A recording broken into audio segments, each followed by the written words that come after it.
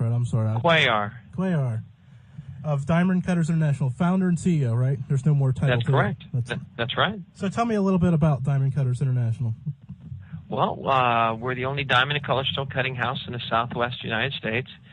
It basically means that we take diamonds and colored stones in the state that they come out of the ground, and we cut them and we facet them, and then we supply jewelry store accounts and insurance companies and stuff like that with them, and we also have a select private clientele that we see and help and stuff, and we've done Super Bowl rings, World Series rings, Stanley Cup rings for some cool people. Helped 3 out of the last 4 presidents of the United States with some of their jewelry needs and stuff. So it's a neat business, this world of bling. Actually, I was going to ask you about Super Bowl rings later, but I told somebody I was interviewing, and they're like all worried about that. That's what they want to know about. So of all the questions that are going through my mind, that's what they're worried about. So we'll skip down to that. But how does that work? Do you make 2 prototypes or 2 designs, or what's the or does the team contact you? What's the process going into that? The prototypes are pretty expensive. The only case we've ever actually pre-made a prototype prior to a team winning was the Baltimore Ravens back when. I just had this kind of funny feeling about 2 months before the big game that these guys were just going to win. And everyone at my office thought I was a lunatic, which of course I am. And I went to them, I said, guys, look, if we build it, they will win, kind of a concept. Go to work on this. Start the design. I want the CAD CAM work. I want the waxes. I want a prototype. I said, I actually want a ring made when I go to the Super Bowl. And we actually had a meeting with the Ravens prior to showing them the ring and saying, hey, guys, this is what we've got for you. Should you win today? And, of course, they won. But, no, the short answer is that while people play with concepts and ideas prior to somebody winning a Super Bowl, once you have the winner, you start to go to work. Then you make phone calls and say, hey, I'd like to bid on it.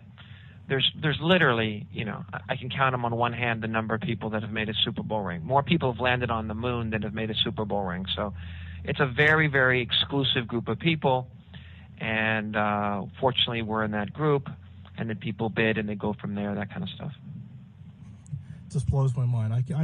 I've seen a couple Super Bowl rings, being from Pittsburgh area. So yeah, sure. I've seen a couple of them. It just fascinates me how you put those. Speaking of bling, the last couple have been amazing.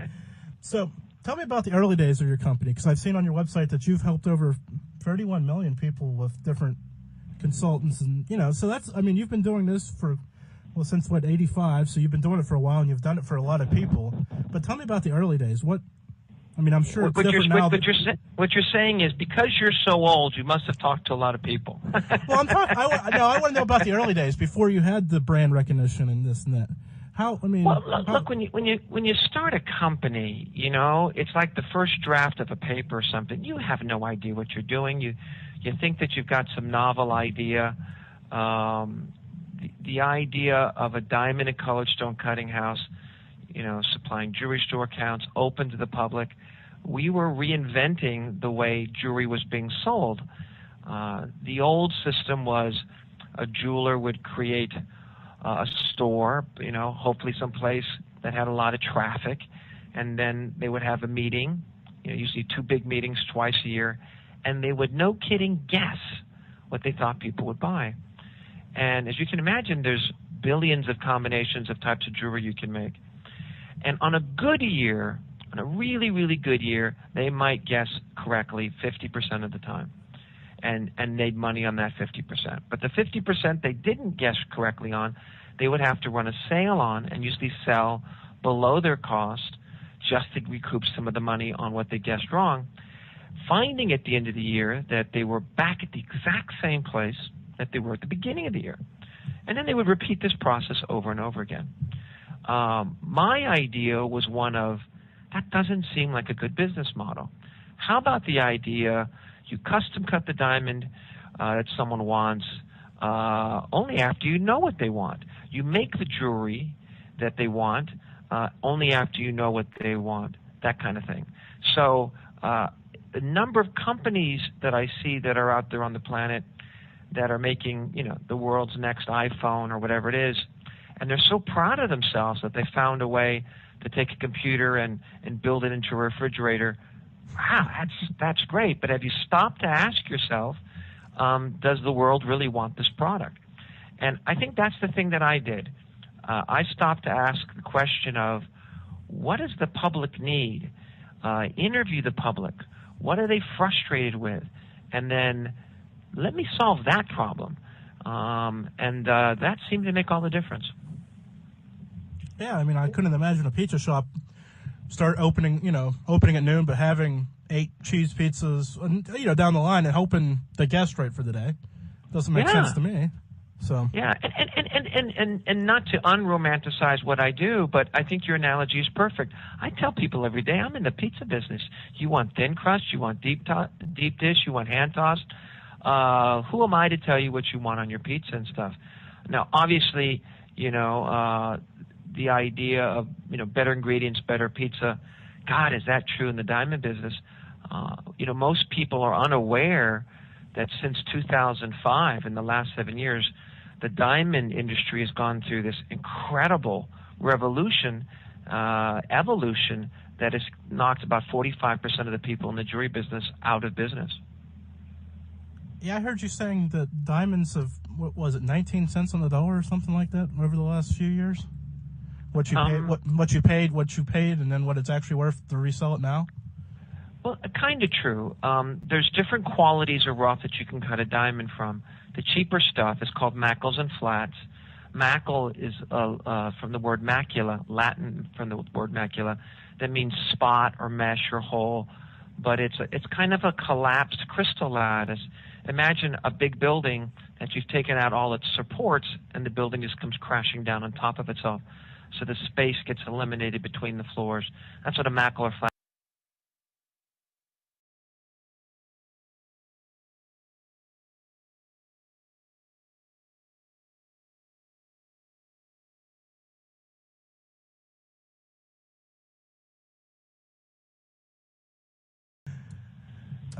Good morning, Fred. How are you doing? Good morning. And it's a couple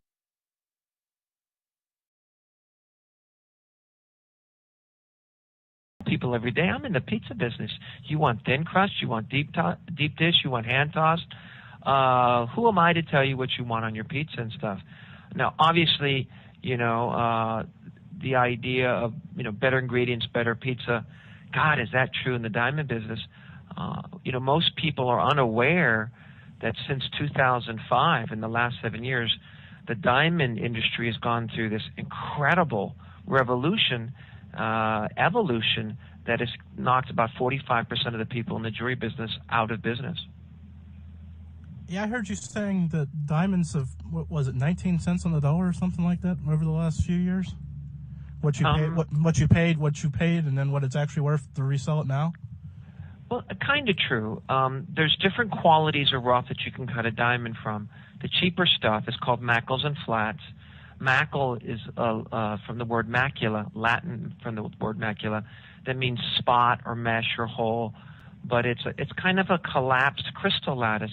Imagine a big building that you've taken out all its supports, and the building just comes crashing down on top of itself.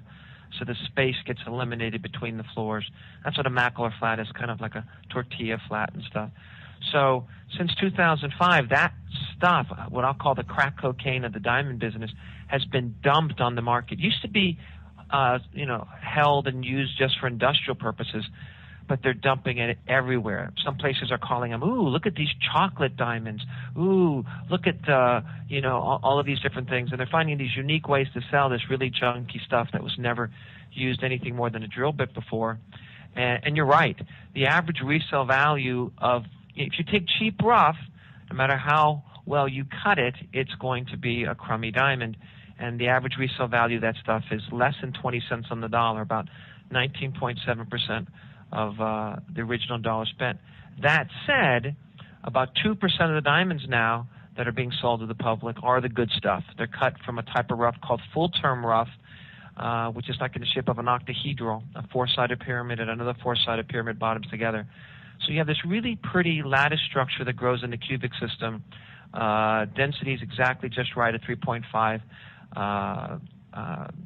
And so you've got this, what's the best way to describe it? Kind of like almost like a harmonic oscillator or an optical amplifier that can take a signal of light and really crank it and really give you something super sparkly and stuff like that. But you're right. Most of the stuff that you see nowadays at the chain stores, I don't want to badmouth anybody, but the chain stores or some of the stuff, most of the stuff online, my God, it's crazy. It's wild, wild west online. Or some of these big box stores, that kind of stuff. They've all kind of switched to the cheaper stuff. So you got a lot of people buying jewelry at stores, and all they're really getting unknowingly is high-end costume jewelry. Sad. I mean, it's sad to think about. They think they're getting something, but they're not. But I guess that's another good reason to have you on and spread awareness about what's going on out there. No, I'll give you an example. Yesterday, a client comes in my office. She's married for 4 years, comes in and says, things didn't work out. And all I got left with was this ring. I guess that's better than all I got was this T-shirt. But so she hands me the ring, and I take a peek at it. And she says, "What can I sell it for? You know, I need some money." And I quickly identify it's a prefabricated setting. It's all hollowed out. There's really no metal there. And the centered stone, which should have been a center diamond, is an assembled diamond, which means they took a bunch of little square diamonds and they locked them together to give the look of one big diamond, which had no value. And then they took a bunch of little tiny diamonds and decorated the band.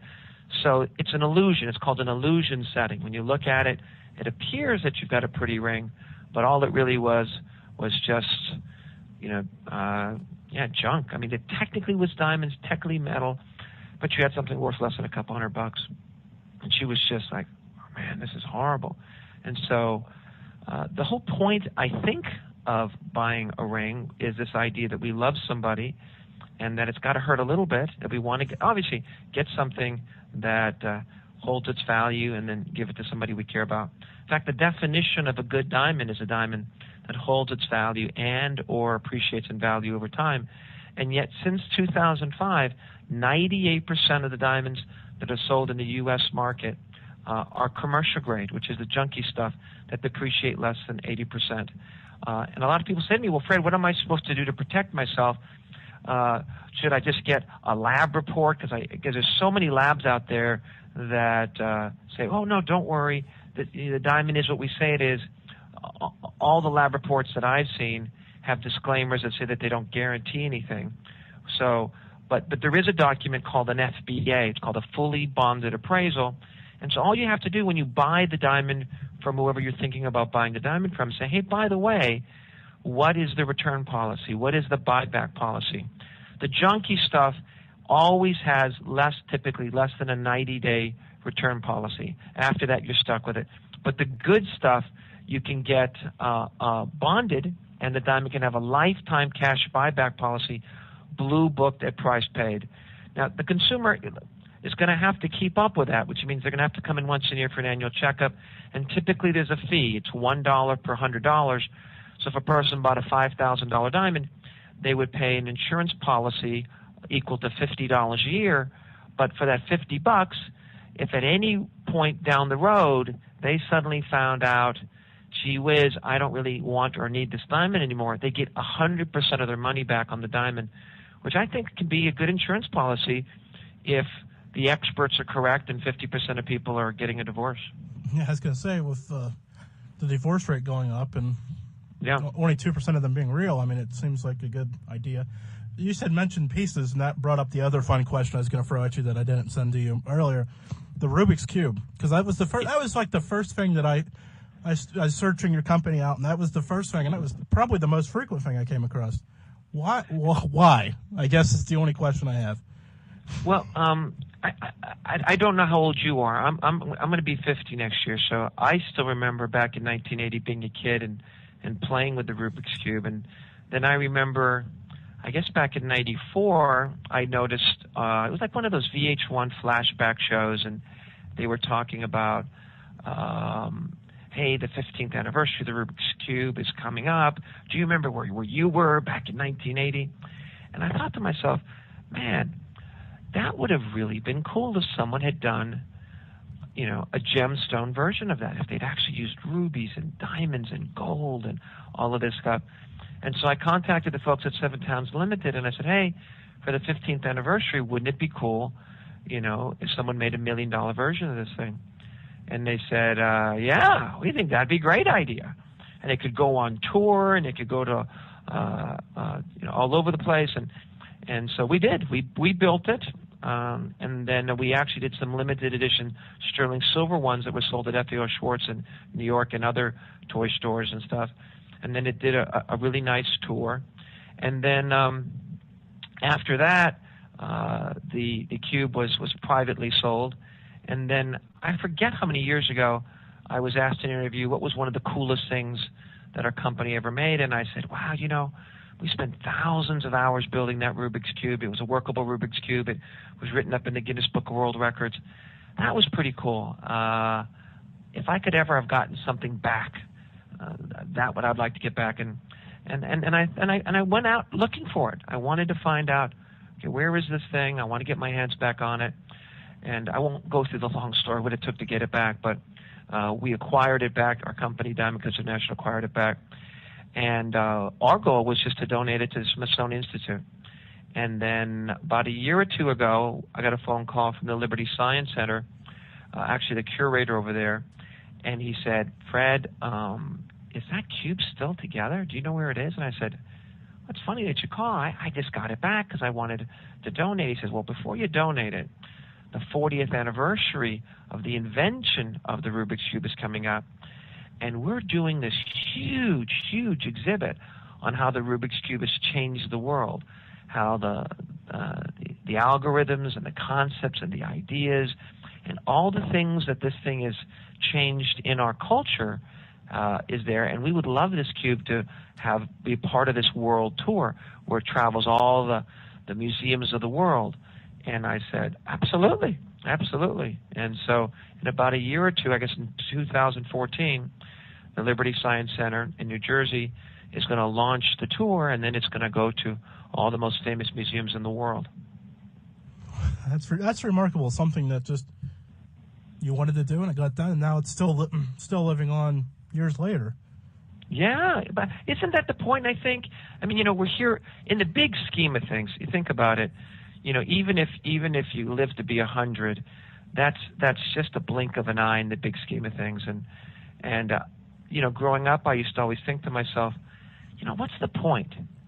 No matter how hard I work, no matter what I do, more than likely, after I'm gone, after 100 years after I'm gone, 200 years after I'm gone, will there really have been anybody to remember anything that I've done? And so it can be a little disconcerting. And then at some point you just say, you know what? Let's not focus on that. Let's just focus on what I can do to be the best person I can be. What can I do to make other people's lives better? And that's when I figured it out. To the degree that we satisfy other people's needs, our needs will be satisfied. That's how you live forever. You live forever by making a difference in other people's lives, who then even after you're gone, they then, because you made a difference in their lives, they go on to make a difference in other people's lives. And literally, your signal goes on and lives forever. A lot like maybe someone who makes a movie or something, and they leave, and you can put on an old Godfather movie, and you go, wow, this number of years ago, these guys were in a movie, and I can still watch something that they created back then. Even to this day, I got up this morning, and I don't know if you know who Jim Croce is. He's a rock singer from the 70s. I remember thinking to myself, I'm in the mood for some Jim Croce music. So I said to Siri on my iPhone, I said, Siri, play me some Jim Croce music. And Jim Croce music coming up, and I had some Bad Leroy Brown and Time in a Bottle. And I thought to myself, I said, how incredible is this? I'm hearing this guy's voice. This is 2012. This guy died in a plane crash in the 1970s, and yet his signal, something he created, was captured in such a way that I was able to hear it this morning and help motivate me while I was on the treadmill. And that's cool stuff. That's cool stuff. It is. It's remarkable stuff. And then with your jewelry, that'll live on for hopefully hundreds of years. I mean. Yeah. So what's your favorite non-diamond gemstone to work with? Non-diamond gemstone. Well, gee whiz, anything in the corundum family is fantastic. I love rubies. I love sapphires. Because they're so durable, they work pretty good. But there's a lot of interesting stones. There's a Petracha sapphire, which is kind of a peach-colored sapphire. That's also really pretty. Alexandrite's a cool stone. It's a color-changing stone depending on the light that goes through it, almost like a chameleon in a sense that depending on what light, it can go from a green to a purple and stuff like that. That's kind of interesting stuff. So there's a lot of really neat stuff out there. Yeah, there is. I was looking at, like I said, I was looking at some of this stuff, and it's just remarkable. Any of the colors and just the different variations, and it just fascinates me to no end. It's kind of like Legos on steroids, kind of. That's a bad pun. Yeah, well, think about it. You got this thing called light, right, which is electromagnetic radiation. There is no mass to it, and yet it has this way to bring things alive. And so when you take this, this radiation and you let things get absorbed by it, and then you watch how that thing can change and alter, it's kind of cool stuff. I think that's one of the reasons I like the diamond business so much, is because I love physics, I love mathematics, I love chemistry, and it's all there. The mathematics, the science, the beauty. How often can you be playing with something that the Earth was growing 800 million or billion years ago? That's kind of cool stuff. Yeah, it's just remarkable to think about. So I wanted to ask you about the moment that you realized that the Diamond Cutters was going to take off and keep growing and be a success. Because I know probably for the first, couple of years, you were wondering if you were doing the right thing and floundering around, dealing with things that, you said it yourself that you weren't sure what you were doing. So what was that aha moment that you're on the right path and you knew you were going to make it, I guess? I'll let you know. I'll let you know when I get there. It's we've been here for 27 years, and I think the minute you say to yourself, that's it, I've made it to the top of the mountain, I think is when success goes away.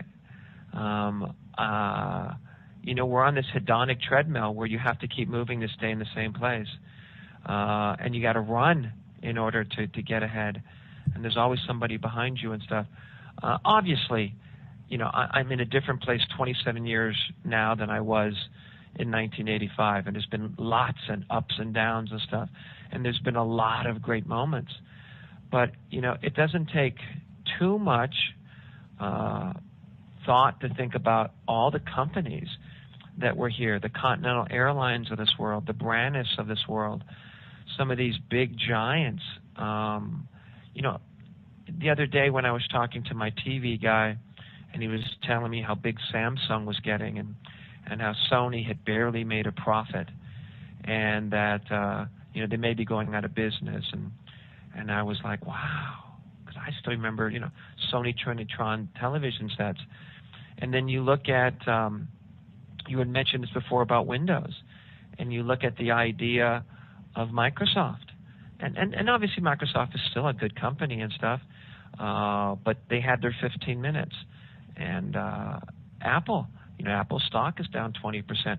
The Oppenheimer family that started the De Beers, they sold out their remaining shares to Anglo American for $5.1 billion on November 4th, 2011. So I don't know that I let myself believe. I mean, there are times you go out to dinner, you pat yourself on the back for a brief moment, you go, wow, that was kind of cool. But you got to always remember, hey, man, someone's going to ask tomorrow, what have you done lately? And I think that's what drives me.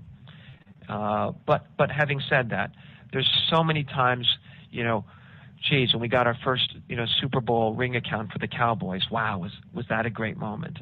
Or when I wrote a book that actually got published, and you walk into a bookstore and you see your book there, and you're like, oh my God, this is so cool. And or you're on an airplane and you see someone reading something that you wrote, that you created. I remember one time I was on a Southwest Airlines flight, and I looked over and I saw this person reading my How to Buy a Diamond book, and I was just so happy. And I kind of looked over at him and I said, I see you're reading a book there. And the guy goes, yeah, this author is so full of himself, I don't know why I'm even bothering. And I just sat there and I went, oh my God, I was crushed.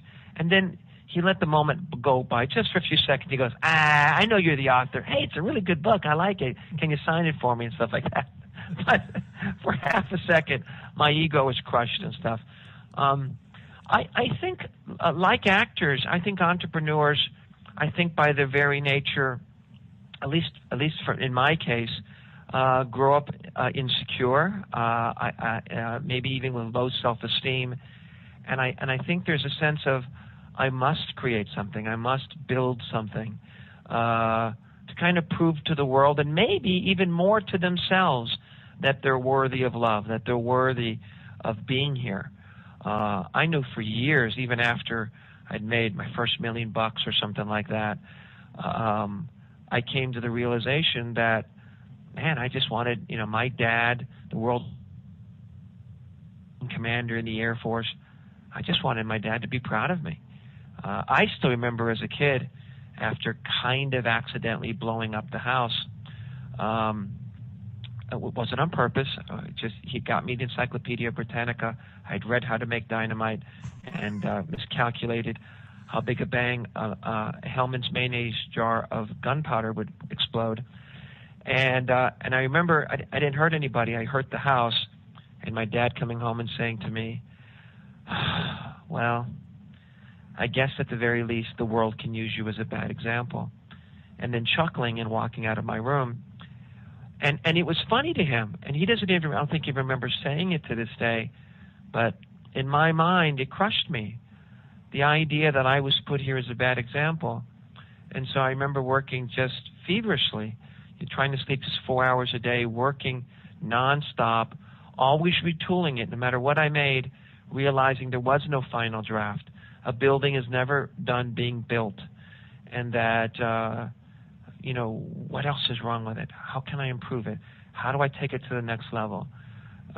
Even recently, it didn't dawn on me that sometimes you have to literally make a mistake before you can realize it's a mistake, and then can improve upon it with the next generation. So, no, if I ever get to the point where I call you on the telephone and say, I've made it, you can pretty much guarantee that the next year you'll be hearing about my obituary and that my company has gone down the toilet. So I'm humble and blessed to have had whatever success that I've had. And that last story kind of leads me to my next question. I got one more question before I let you get back to work, and I thank you for your time this morning. You're welcome. What's your favorite leadership quote or story? Because I know that everybody who's been somewhere has that, either it's on your desk or you have a story that you've read from a book or something that just drives you even further. Without a doubt, if there was one quote that resonates with me more so than any quote, which I think set me free, because growing up I believed that there were certain outcomes that I theoretically could not live with, and that I had to have a certain outcome or I wasn't going to be happy, that happiness was an expectation that became a reality, and it ruined my life. That quote, that concept destroyed me, because how am I supposed to know what's going to make me happy? How do I know what kind of experience is going to do good for me? Something that I may label as bad today may be the very thing that makes my life wonderful tomorrow. How many times have you, when you look back at your life and say, well, geez, that was a bad time in my life, but geez, if that hadn't happened, then wow, all of these other good things, wouldn't have happened from it. But I still remember when I read Leonardo da Vinci's biography, and obviously, by any account, a Renaissance man, a brilliant man. But I still remember getting to the end of the book and somebody asking him what was the greatest thing he learned while he was alive. And this is what he came up with on his deathbed. His answer was, experience does not err. It is judgment that errs in promising itself results. And I remember just reading it again and again, and I was so overwhelmed by it that because I thought, wow, that's it. As long as I do my best, whatever shows up, I created it. I have to own it. There's a blessing in it. I may not understand it now, but there's something wonderful in it, and I just have to study it and look at it. And it kind of set me free. It kind of allowed me to make room for mistakes in my life, and that only by making room for mistakes in my life could I achieve anything worthwhile, anything fantastic.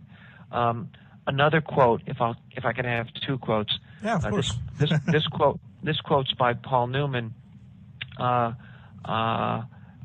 There was a time in an interview where Paul Newman was asked, kind of like you did, what was your favorite quote or what do you like? And he said there was a movie that he was in, I think it was for HBO, where someone had written him this quote, and he said he loved it so much that it became one of his favorite quotes. And after I heard him say it, I was like, wow, that's fantastic. And the reason I love the quote so much, because at the core of our lives are about relationships, how we treat others, how we treat ourselves. That's the key. If you want to kill anything, isolate it, divide it, crowd it. So anyway, what Paul Newman said, I'm not sure from what movie or TV show or whatever it was in, it was a great line. He said, just because a rose dies on the vine doesn't mean it lied to you when it was in bloom. And I remember thinking, wow, that's so wonderful. There are some relationships we have that last an instant, 45 seconds on an elevator, and we never see that person again. Or 20 years in a marriage, or 5 years in a business partnership. Sometimes things end. Some stuff ends sooner than others. In the end, we end. And so just because something ends doesn't make it all bad.